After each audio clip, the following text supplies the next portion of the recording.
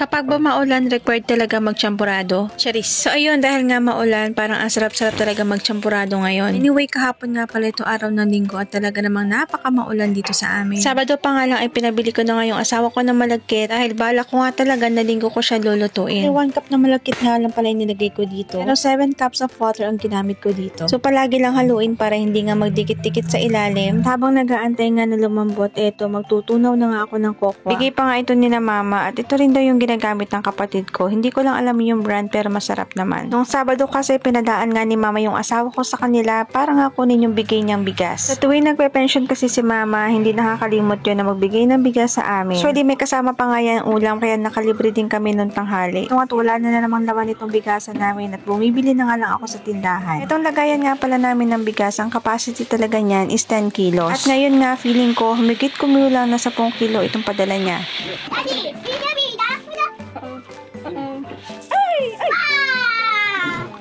Ayan, punong-puno nga kaya tama ako na mahigit kumulang 10 kilo itong padala niya na bigas. Ayan, maraming salamat nga sa nanay ko at tuwang-tuwa na naman kami dahil may stock na naman kami ng bigas.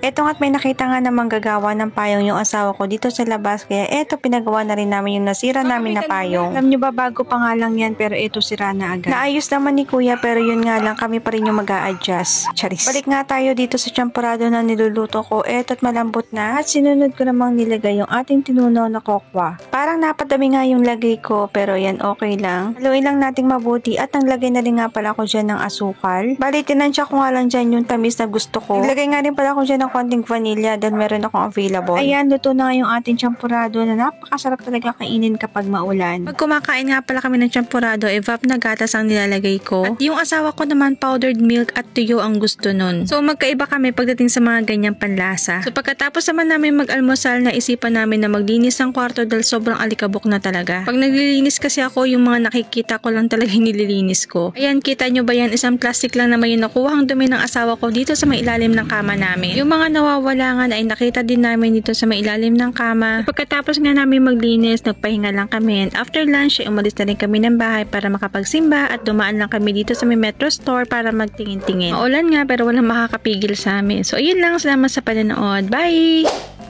Kapag ba maulan, required talaga magtsampurado? Charis. So ayun, dahil nga maulan, parang ang sarap-sarap talaga magtsampurado ngayon. Anyway, kahapon nga pala ito araw ng linggo at talaga namang napaka-maulan dito sa amin. Sabado pa nga lang ay pinabili ko na nga yung asawa ko ng malagkit dahil bala ko nga talaga na linggo ko siya lulutuin. 1 cup na malagkit nga lang pala yung nilagay ko dito. Pero 7 cups of water ang ginamit ko dito. So palagi lang haluin para hindi nga magdikit-dikit sa ilalim. Habang nag-aantay nga na lumambot, eto magtutunaw na nga ako ng kokwa.